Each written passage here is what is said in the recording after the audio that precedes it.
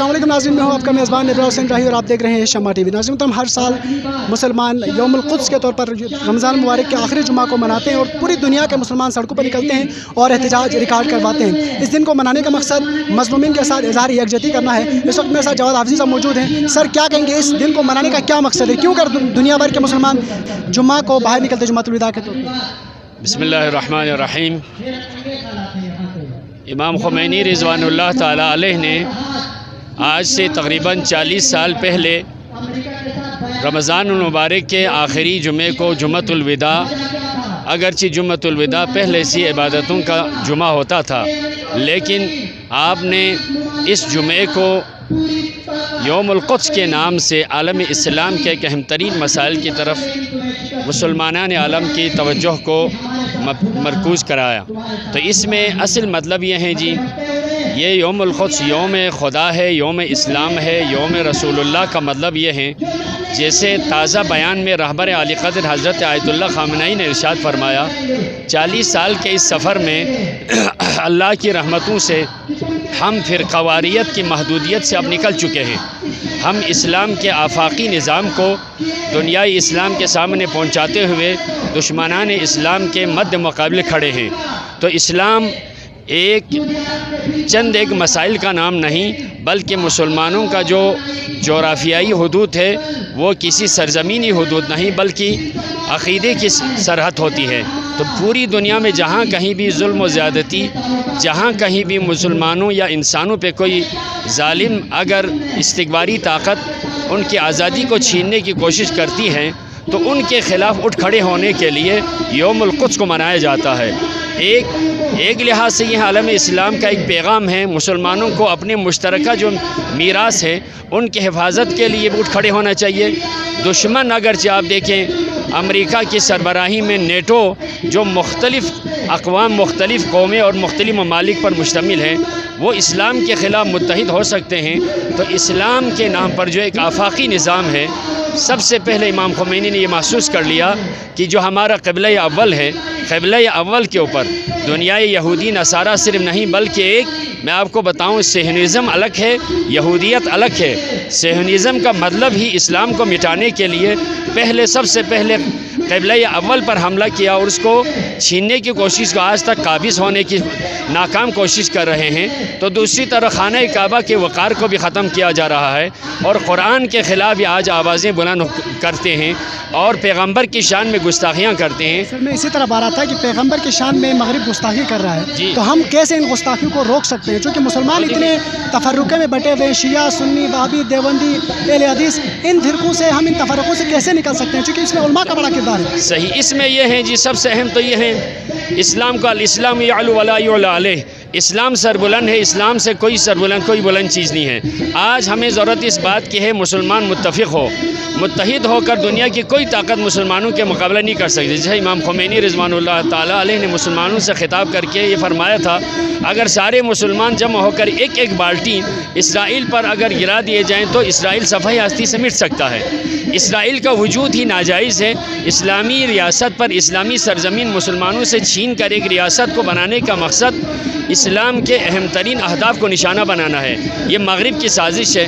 پہلے جب بیت المقدس پہ قبضہ کیا، چند جو اسرائیل نواز اسلامی ممالک کے علاوہ باقی سارے مسلمان اس وقت سمجھتے تھے کہ یہ کیا آواز بلند کر رہے ہیں۔ خمینی نے یہ کیسا پیغام چھوڑا؟ آج دنیا یہ محسوس کر رہے ہیں، دنیا اسلام یہ محسوس کر رہی ہے کہ ہمیں متحد ہونا پڑے گا، ہمیں اسلام کے اصولوں کو بچانے کے لیے۔ اب آہستہ آہستہ جس کو چھڑانے کے لیے لوگ جمع نہیں ہو گئے، متحد مسلمان نہیں ہو گئے، بلکہ امریکہ اور اس کے اعلی کاروں کے اعلی کار بنے رہے۔ آج یہ پورا جو عالم اسلام یہ محسوس کر رہا ہے کہ ہمیں متحد ہونا پڑے گا، اور اس لیے جب ہم بیت المقدس کو ابھی تک آزاد نہیں کر سکے، تو اب آپ دیکھیں بن سلمان جیسے نا عاقبت اندیش مسلمان نما ایک جو شہزادے کو انہوں نے خرید لیا، کعبے کے رونق، مدینے کے حرمت کو ختم کر دیا، امریکہ کو لا کر ایک اتحاد بنا کر امریکہ کے صدر کو اس کا صدارت دے دیا۔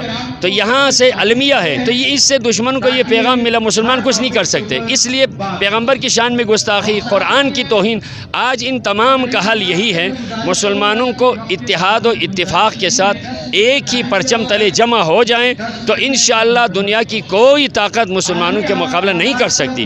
صاحب کیا آپ سمجھتے ہیں کہ مسلمان جو اتحاد و اتفاق میں زندگی گزار رہے ہیں؟ چونکہ کچھ دنوں پہلے ہم نے دیکھا کہ ناموس رسالت پر جو ریلیاں نکالی گئیں ان پر بھی مسلمانوں نے اپنا ہی نقصان کیا، اپنے ہی املاک کا نقصان پہنچا. تو کیا مسلمانوں کا یہ شیوا ہے کہ وہ اپنے ہی املاک کو، اپنی ہی سرکار کو نقصان پہنچائے؟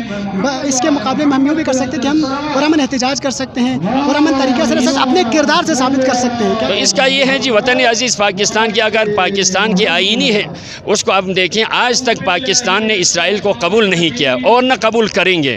لہٰذا یہاں پر اگر یورپ کے خلاف یا فرانس کے خلاف یا کسی غلط جو طاقت ہے اس کے خلاف ہم نے آواز احتجاج بلند کرنی ہے تو یہ نہیں اپنے آپ کو نقصان پہنچے. وہ چاہتے ہی ہیں آپس میں ہم بڑھ جائیں، آپس میں اختلاف کر جائیں، ایک دوسرے کو نقصان پہنچائے. آج اس بات کی ضرورت ہے، جیسے آیت اللہ خامنائی نے بھی فرمایا تھا اور ہمارے وزیر اعظم، موجودہ وزیر اعظم نے بھی یہ کہا تھا، ہمیں متحد ہو کر، جیسے ایران کے ساتھ وزیر خارجہ جا کر، جو ایران کے وزیر خارجہ کے ساتھ حالیہ اس میٹنگ میں یہی کہا تھا کہ اگر فرانس کے خلاف یا یورپ کے خلاف ہم نے آواز بلند کرنی ہے تو ہمیں ایک پلیٹ فارم پہ جمع ہونا پڑے گا. اس کے لیے بہترین پلیٹ فارم یہ یوم قدس ہے.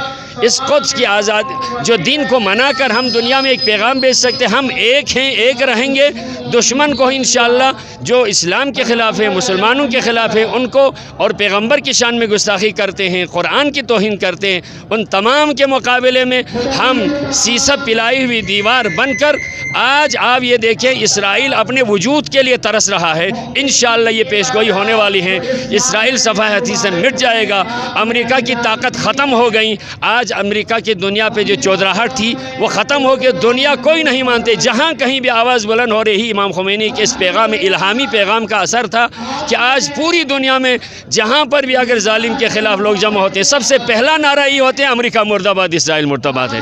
تو اس کو زندہ رکھنے کی آخر میں یوم القدس کے حوالے سے کوئی پیغام دینا چاہیں تو امت مسلمہ کو دے سکتے ہیں. یہی ہے جی، یوم القدس صرف نہیں ہے بلکہ ہمیں دنیا کے سارے مظلوموں کو سامنے رکھنا ہے. جیسے کشمیر میں ہے، فلسطین میں ہے، یمن میں ہے، شام میں ہے، سیریا میں، افغانستان میں، خود پاکستان کو کمزور کرنے کے لیے سازشیں ہو رہی ہیں. ان تمام کے لیے سب سے اہم یہی ہم آپس میں متحد ہو جائیں اور عالمی سازش کو جان لیں. مومن ہمیشہ کیا ہوتے ہیں؟ مومن زرنگ ہوتے ہیں، زیرک ہوتے ہیں. اس حدیث کی روشنی میں ہمیں دشمن کی سازش، دوست ہزار ہو تو کوئی فکر نہیں، دشمن ایک ہو بھی تو ہوشیار رہنا چاہیے، جیسے مولا علی علیہ السلام کے ارشاد ہے. تو ہمیں آپس میں پیار و محبت سے، فرقوں سے نکل کر، اسلام کو آگے لا کر، قرآن کو آگے لا کر، سیرت رسول کے بچاؤ، اہل بیت کی تعلیمات کو آگے رکھتے ہوئے اپنے صفوں میں اتحاد پیدا کر کے دشمنوں کے ساتھ ہر محاذ میں مقابلہ کرنے کی ضرورت ہے. بہت بہت شکریہ صاحب، بہت بہت شکریہ.